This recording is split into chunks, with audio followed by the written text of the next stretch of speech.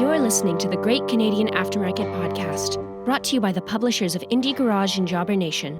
Connect with us online at indiegarage.ca and jobbernation.ca, a brand of chat integrated media. Welcome to the Great Canadian Aftermarket Podcast, and welcome to 2021.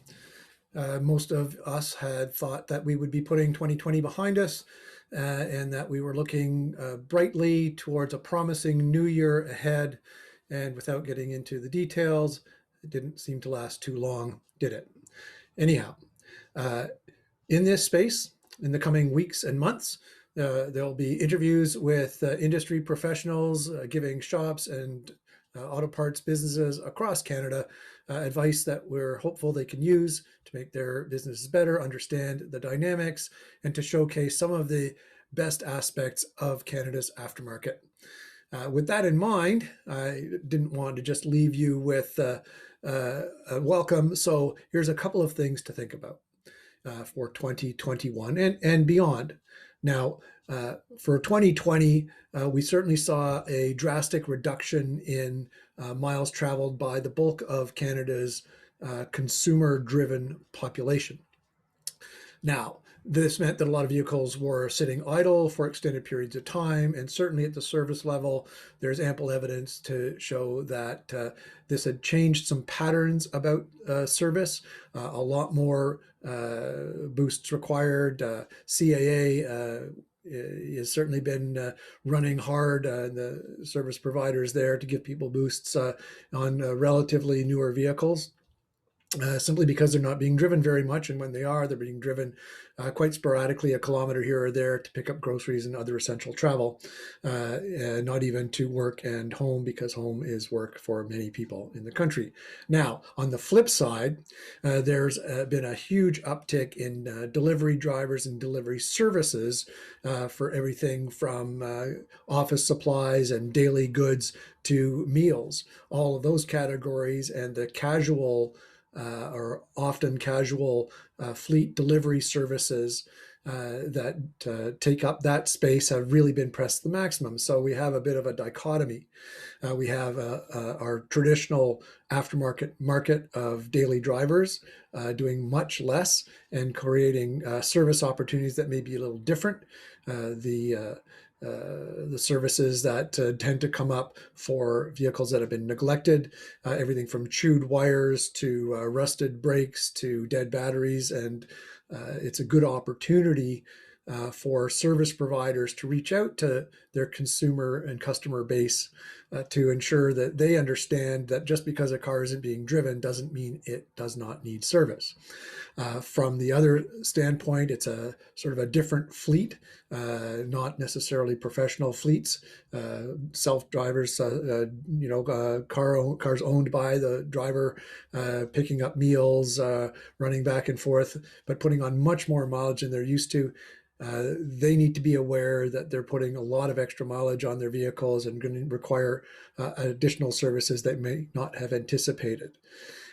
In third aspect to look at is that when the pandemic hit in the middle, early 2020, but throughout the summer months, an extensive number of people really moved from public transit and picked up used vehicles because they were concerned about congregating on public transit. A lot of those vehicles are going through their first winter under that owner. Quite a few of the used vehicles were very low priced, high mileage vehicles.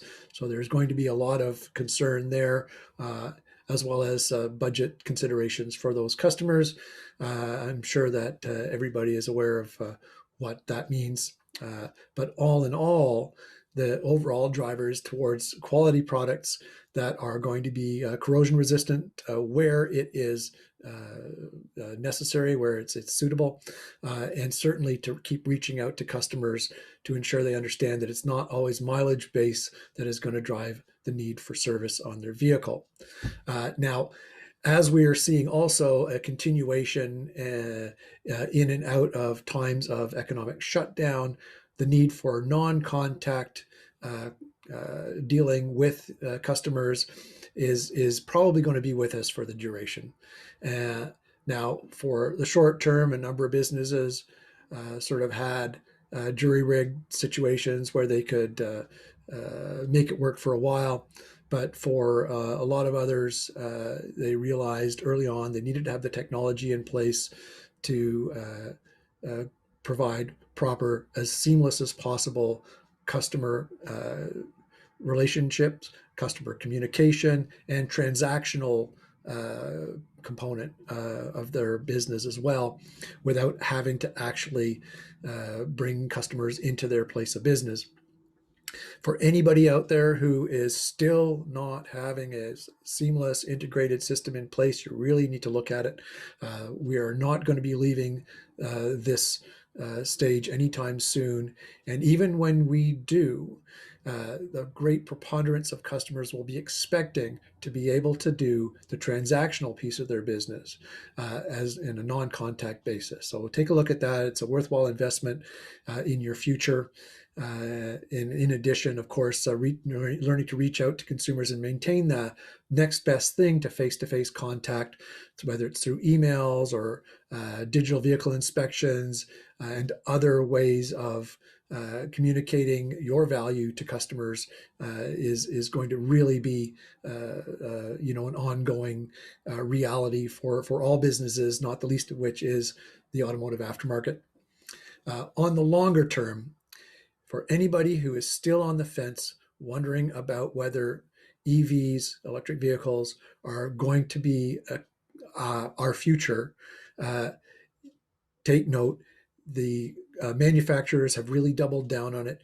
Billions of dollars are being invested to build EVs by our domestic manufacturers. This is really echoing ongoing investments worldwide into EV production. There's no secret that Tesla's success in that space has spurred that investment. Nobody wants to get left behind. And as I noted, so anybody who is still casting doubt about whether or not they should invest in their education and their learning and their preparedness for the electrical vehicle market should really think twice. There's no question in my mind that this is where the future of the automotive business is going to be. Yes, it's going to take a long time for those vehicles to make the preponderance of the vehicle population on our roads. But having said that, that's good news. We can start to learn. We can start to develop supply chains. Suppliers can develop their offerings in those markets. And certainly at the service level, where we're already seeing these vehicles, they can continue to learn and treat those as building blocks for the future. The last component for 2021, and something that you could do today, is to ensure that you both educate yourself about the Your Car, Your Data, Your Choice initiative that the Automotive Industries Association of Canada has recently signed on to. Go and sign the petition. Now, if you go to either Indie Garage or Jobber Nation, and if you don't see the story on the homepage, if you just search for Your Car, Your Data in the search box up in the top right-hand corner, story will come up, give you a little bit of education, and there will be a link there to the petition to sign. Now, I know a lot of service providers have signed a lot of petitions over the years, but this one is really important.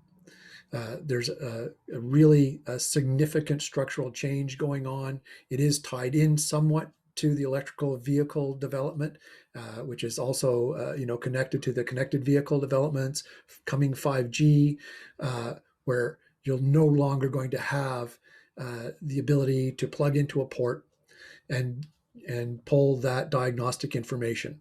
So you need to have access to that diagnostic information going forward. Currently, that is not a given. So we need to push forward to ensure that you do have access to that information going forward for the good of your customers. Now, you should also promote that to your customers. Educate them where you can, certainly the ones that you have a good relationship with. If you are connected to a banner program at the service provider level, or if you are a auto parts business connected to a warehouse, most of the major warehouses already have some materials for you that you can use to promote and discuss and educate your consumer base about this issue. Take advantage of it, make your calls, send your emails, sign the petition, sign the petition, sign the petition. As I said, we've got a lot of interviews coming up on the Great Canadian Aftermarket Podcast. We're going to have shop investigations, technical looks, a lot of business digging into business issues. I hope you join us. We're on Spotify, we're on Indie Garage and Jobber Nation, and we'll talk to you soon. Everybody stay safe, be well, and here's looking forward to a really strong 2021. Thank you.